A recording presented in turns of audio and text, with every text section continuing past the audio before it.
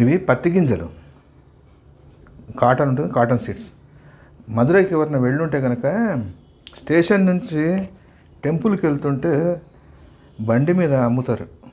ఏది దీంతో పాయసం చేస్తారు, పత్తి గింజలతోటి కాటన్ సీడ్స్ తోటి పాయసం. మధురై స్పెషల్ అంటే చాలా బాగుంటుంది. అది ఇప్పుడు చేసుకుందాం, రైట్. దానికి కావాల్సిన పదార్థాలు ఏంటిది అన్నది చూద్దాం. నేను ఒక కప్పు ఇది కలిపి 1.5 కప్పు సీడ్స్ తీసుకున్నా. వీటిని ఏం చేద్దామంటే మంచిగా కడిగేసుకుని ఒకసారి వీలైనంత మటుకు పైన కాటన్ తీసేద్దాం. తీసేసి నానబెట్టుకుందాం. 8 to 12 hours నానాలి. 12 గంటలు పెట్టుకోండి, మంచిగా నాననియండి. నానిన తర్వాత వీటిని గ్రైండ్ చేసుకుని దీని పాలను తీయాలి. వీటి పాలని ఫస్ట్ అయితే నానబెట్టుకుందాం, కడిగేసి నానబెడదాం. వీటికి కావాల్సిన మిగతా పదార్థాలు ఏంటిదంటే 1.5 కప్పు బెల్లం అండి. చిన్న బెల్లం ముక్క తీసుకున్నాను కానీ 1.5 కప్పు బెల్లం కావాలి. 4 ఇలాచీ పౌడర్, 1.5 చెంచా శొంఠి పౌడరు, బియ్యపిండి 2 చెంచాల బియ్యపిండి. ఇది కొబ్బరి పాలు. ఇవి కొబ్బరిని వెనకాల బ్లాక్ కలర్ తీసేసి గ్రైండ్ చేసి ఒకసారి పిండితే పాలు వస్తాయి. రెండోసారి కొద్దిగా నీళ్లు పోసి మళ్ళీ పిండాలండి. 2 సార్లు తీస్తే పాలు వస్తాయి. అది 1.5 కప్పు 2 కప్పుల పాలు పడతాయి మనకి. ఇది వచ్చిన తర్వాత కరెక్ట్గా కొలతలు మనకి తెలుస్తాయి ఎంత వచ్చిందనే దాని మీద. దీనికైతే ఇది సరిపోతుందండి. అంటే నేను చెప్పిన కొలతలు సరిపోతాయి. ఇంకొకసారి నేను మళ్ళీ కన్ఫర్మ్ చేస్తాను, రైట్. ఇది మీరు ఫస్ట్ 8 hours నుంచి 8 నుంచి 12 గంటలు నానబెట్టండి. 12 గంటలు నానబెట్టండి. నానబెట్టిన తర్వాత మిగతా ప్రాసెస్ స్టార్ట్ చేద్దాం, రైట్. ఈ లోపల మీరు ఛానల్ని సబ్స్క్రైబ్ చేసుకొని వీడియోని షేర్ చేసి ఒక లైక్ కొట్టండి. నేను ఇవి నానబెట్టేస్తాను, కడిగేసి నానబెడతా. వీలైనంత మటుకు పైన దూది కాటన్ని తీసేద్దాం. ఈ పత్తి గింజలు ఒక 12 గంటల పాటు చక్కగా నానాయి. దీంట్లో పత్తిని మ్యాక్సిమం మనం పైనుంచి తీసేసాం. రాకపోయినా వదిలిపెట్టండి, దాంతో గ్రైండ్ చేసుకుందాం, రైట్. మెత్తబడిపోయాయి ఇవి. వీటిని ఏం చేసాము, గిన్నెలో వేసి జార్లో వేసి నీళ్ళతోటే ఒక రౌండ్ తిప్పి వడగట్టాం. పాలు ఇట్లా గట్టి పిండితే పాలు వచ్చేస్తే వడగట్టి ఇక్కడ పెట్టుకున్నాం ఇవి, రైట్. ఇది తీసిన తర్వాత దీంతో పని మనకి ప్రస్తుతానికి ఏమి ఉండదు. పక్కన పెట్టేసుకుందాం. దీన్ని పక్కన పెట్టేసి మనకి నెక్స్ట్ పని ఏంటిదంటే కొబ్బరి ఉంది కదా, కొబ్బరిని పీలర్తో బ్యాక్ సైడ్ మొత్తం తీసేసుకుందాం. తీసేసి వీటిని చిన్న ముక్కలుగా కట్ చేసి మళ్ళీ వీటిని గ్రైండర్లో వేద్దాం. గ్రైండర్లో వేసి ఫస్ట్ టైం ఏం చేద్దాము, నీళ్ళు లేకుండా, నీళ్ళు ఏం కలపద్దు, ఒకసారి గట్టిగా పిండితే పాలు వస్తాయి. రెండోసారి ఏం చేద్దాం, ఈ మిగిలిపోయిన పిప్పి ఉంటుంది కదా, దాన్ని మళ్ళీ వేసి కొద్దిగా నీళ్లు పోసి రెండోసారి పిండుదాం. కొబ్బరి పాలు వస్తాయి. రెండోసారి మించి చేయకండి, మొత్తం నీళ్ళు అయిపోతుంది, బాగుండదు. 2 సార్లు పాలు పిండేసిన తర్వాత నేను మిగతా విషయాలు అవి చూపెడతాను. ఆ కార్యక్రమంలోకి వెళ్దాము. ప్రస్తుతానికైతే ఇది నేను ఒకసారి గ్రైండ్ చేసుకుంటా. దీని వెనకాల బ్లాక్ తీసేసి గ్రైండ్ చేసుకుని వస్తా. ఇది మనం గ్రైండ్ చేసింది పత్తి గింజ, మీకు చూపెడదాం అన్న దాంతో మళ్ళీ తీసుకొచ్చాను. గట్టిగా ఇట్లా గ్రైండ్ చేసిన తర్వాత పిండేసుకుంది.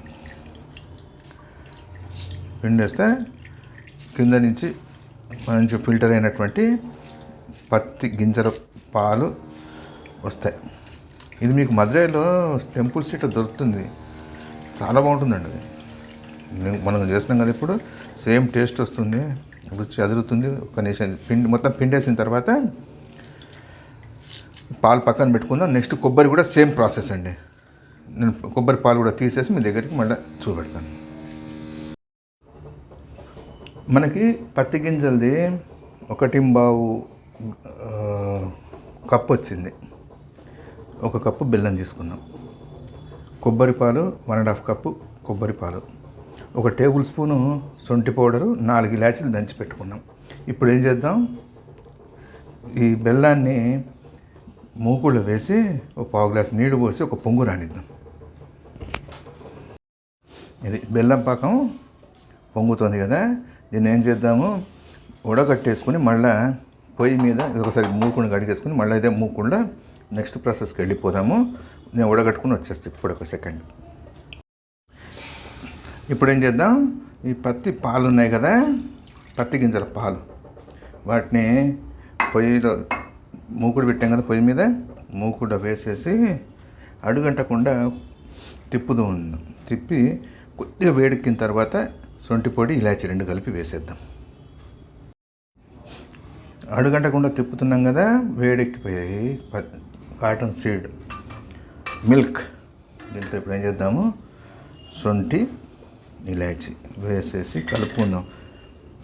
దీన్ని మీరు మధురై పోతే పరుట్టి పాల్ పాయసం అని అడగండి, బండి మీద అమ్ముతుంటాడు, బాగుందండి, సూపర్ ఉంది టేస్ట్. ఇది కలిపేసుకొని ఇప్పుడు ఏం చేద్దామన్నది నెక్స్ట్ స్టెప్. ఇది ఒక్క నిమిషం కరిగిన తర్వాత మీకు చూపెడతాను. మనం శొంఠిను ఇలాచి వేసి ఒక నిమిషము వేడెక్కింది. ఇప్పుడు బెల్లపాకం వేసేసుకుందాం. బెల్లం పాకం వేసి ఇది కూడా వేడెక్కిందాం, ఒక నిమిషం కలిపేసుకుందాం. చెయ్యి ఆపకుండా కలుపుతూ ఉందాము. ఇప్పుడు బియ్యపిండి వేస్తే ఏమవుతుంది, దగ్గర పడుతుంది. బియ్యపిండి కూడా మనకు బియ్యపిండి కూడా చూపెట్టే కదా, బియ్యపిండి వేస్తే ఇదంతా దగ్గర పడుతుంది. మీకు 12 గంటలు నానబెట్టాలి అని చెప్పే ముందర మీకు బియ్యపిండి కూడా చూపెట్టాను. బియ్యపిండి కూడా వేసేద్దామండి. నీళ్ళలో కొద్దిగా, నీళ్ళలో కానీ అది చిక్కబడిన దాన్ని బట్టి నీళ్ళలో కలపాలి, డైరెక్ట్ వేయాలన్నది చూద్దాం. ఇప్పుడు ఏం చేద్దాము, బియ్యపిండిలో మనం నీళ్ళు కలిపి పెట్టుకున్నాం, అది కొద్దిగా వేసేసి తిప్పుకుందాం. మీరు ఇది సన్నటి సెగ మీదనే చేసుకోండి. ఇప్పుడు కొద్దిగా ఏమవుతుంది, గట్టిపడే దానికి వస్తుంది. ఇప్పుడు ఏం చేద్దాము, దీంట్లో కొబ్బరి పాలని వేసేసుకుందాం. కొబ్బరి పాలు వేసి కొద్దిసేపు తిప్పుకుంటూ కూర్చుందాము. 2 నిమిషాల్లో మనకి అయిపోతుందండి.